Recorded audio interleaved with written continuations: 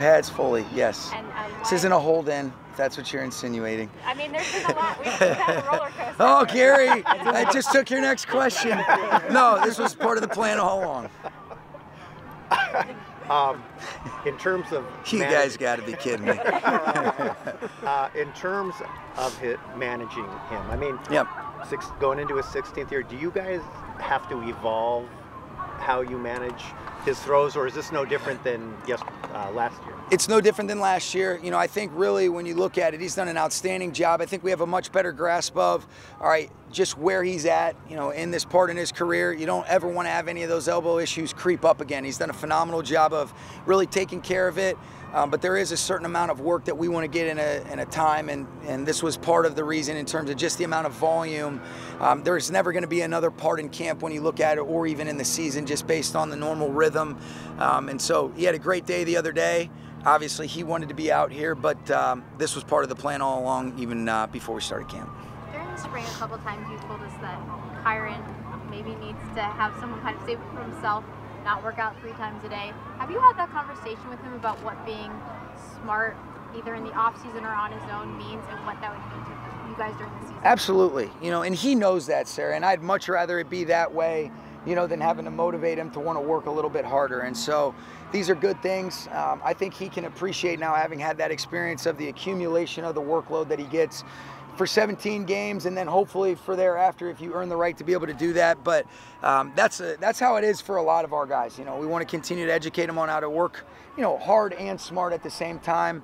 The importance of stressing yourself, but then getting the rest so that real growth can occur. And he definitely understands that, and I think it's part of our job to be able to kind of put in plans in place to be able to allow them to be able to create a rhythm and routine, especially as he, you know, becomes a veteran, you know, in the latter part of his career. Coach, when you look at Puka Nacua as far as him having an outstanding season last year, coming into this season, obviously different season, different mind state, what were some of the things that you wanted to make sure he covered in the offseason, getting prepared coming into this season, especially this spring? The good thing, Nick, and we kind of talked about it, is he got a great example in Cooper Kupp in that room, and those two guys are attached at the hip. It's really continuing to work, really very similar to what Sarah was asking about Kyron. It's how do you take care of your body? How do you make sure that you sustain a program where you build a foundation, that armor, if you will, to allow you to be able to sustain? Everybody would think when you look at him, oh, he's lighter. He's actually not. He's the same weight. He's changed his, you know, his body in a good way. I think he feels healthier. He feels sturdier. He looks like he's got better body control. And the most important thing is the way this guy works, and he's also stayed humble. I think that's what's really important, but love working with this guy, and I think when you have great examples, you know, that's a really good example to see in somebody that models the way in Cooper Kupp in that room. Coach, you guys, you know, I'll come to you. Here, yep. And then your words, feel the defensive energy today. Did you feel that was matched and reciprocated on the offensive side, or in a run-heavy day, is it more about installation and training? Oh, you know what? I thought, you know, I think like anything else, if you're a good team, there's some back and forth. You know, we had challenged the defense to really come out the way that they did, and I was glad that they answered the bell. On the flip side, as a head coach, you know, there's going to be stuff you can't ever really be happy, but as long as it's good, clean football and there's competitive downs. Now, if we're making egregious errors, but hey, this is a physical game. These guys are the best in the world at what they do, so there are going to be some one-on-ones. You know, I really felt Braden Fisk today. He showed up in a big way. I think we had some things in that were in alignment that fits his skill set to allow him to really thrive, and he took advantage of it, and there'll be learning opportunities, but I definitely felt like overall you felt the defensive energy. There were some times that it was match, but I think overall the standards that our guys have for themselves on offense, it's not good enough. But you know, that's part of what's great about camp is, you know, tomorrow's a new day. Let's reset and let's try to do the right thing, and let's see if defense can keep that same energy, Jordan. Coach, you know, you guys have a very talented wide receiver room here. When you see a guy like Tyler Johnson coming out there and make plays, like what can you say about his performance so far? Yeah, I've been really impressed. I think he's been one of the bright spots in terms of the overall improvement, a guy that's comfortable doing what we're asking. He's an NFL player. He can make plays. He's big, physical. You can see it. He's running better as well. You know, he's got great aggressive hands at the contact point, but I think he's doing an excellent job being able to work edges. You can see he was an awesome basketball player. He's wired to be able to separate, work edges. He's made a bunch of big plays down the field, and so I've been super impressed and super pleased with Tyler Johnson. He's definitely been one of the bright spots so far, without a doubt. Go ahead. Oh, who the hell is this? What's up? Obviously, you guys are based here, but 3 other teams from outside the area in Southern California for practice. that makes SoCal a great destination for training camp? I think the weather. I think, you know, you look at it, it allows you to be able to either practice in the morning or the afternoon. You don't have the humidity, some of the elements that you deal with.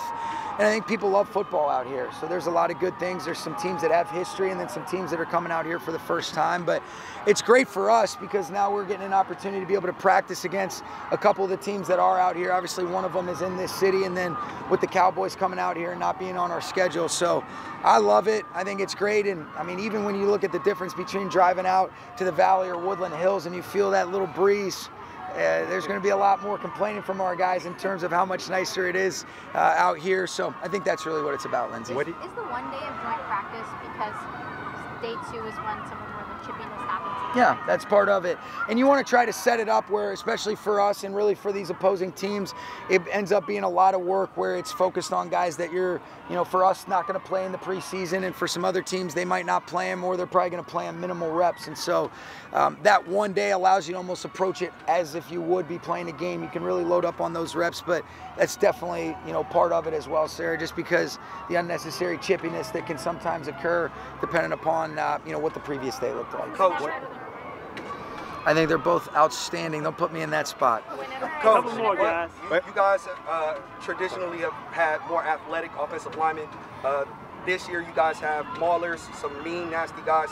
What went into the overall philosophy in terms of personnel that you guys were looking for during the offseason? I think those guys would tell you they're pretty athletic, even as big as they are as well. You know, really what ended up happening is the evolution. And I think really, you know, with all seriousness, these guys have the ability to be physical, but they're also athletic enough to be able to do some different things where you can stretch people horizontally, you can get vertical removal. There's a big emphasis on, you know, keeping the integrity of the interior parts of the pocket. And so I think you look at some of the success that we had with Steve, with Kevin Dotson. You look at a guy like Jonah Jackson, where really a lot of that intrigue started from you're saying we hopefully can re-sign Kevin Dotson, and then you actually have the ability to maybe get both guys. I like our size at tackle with Alaric and Rob, and you know, I look at Joe Noteboom as an extension of that starting group. And so I think you always want to learn, you always want to be able to evolve, and really today is a good opportunity for us to learn. You know, we tried some different things. Some looked okay, and then some of it is, we might say, man, that's not a great idea by me, or we can execute it better. But I feel really good about this group. There's a long way to go, but if they continue to work, if they stay together, if we're able to stay healthy, I think good things can be in store for them. What did you think of Stetson and Jimmy? You know, I thought they both did a really good job. I think there was some things that were set up where we were a little bit heavier run oriented, but I thought Jimmy did a really good job. You know, he's got great command. You can see he's played a lot of football, Gary. Got through some progressions. I thought he made some really good decisions based on some different things that they had covered. Thought we got in and out of the huddle. And then I thought Stetson, you know, he had some really good reps, some things where we can be a little bit cleaner. But what you do see from Stetson is the athleticism, the ability. If we lose contain up front, he can break it and make plays with his legs. And I think that's good for whether it's our first group or our second group to understand, because there's going to be some guys like that on the schedule that we can't get lulled to sleep and just thinking they're always going to be in that spot if we lose the integrity of our rush lanes. Last one, guys. When Byron and Jared get over outside together, immediately they're like talking with each other. Yeah. On the sideline. Have you noticed that, and what have their influences been on each other? Well, I think Byron has done a great job, Jordan. He's got a quiet confidence about himself, and I think he's modeled the way. You see that on our shirts. But they really enjoy each other. You know, I think they're developing a pretty cool friendship. There's a mutual respect that exists, and I think Michael Hoyt's also, you know, been a big part of that room. Joe Caniglio does such a great job with those guys, and I thought Brennan Jackson has really shown up. You know, I really like some of the things I saw from him in some of the early competitive periods, and you know, that's a good group, and Nick Hampton has shown some good stuff as well. Okay, thank you guys. All righty.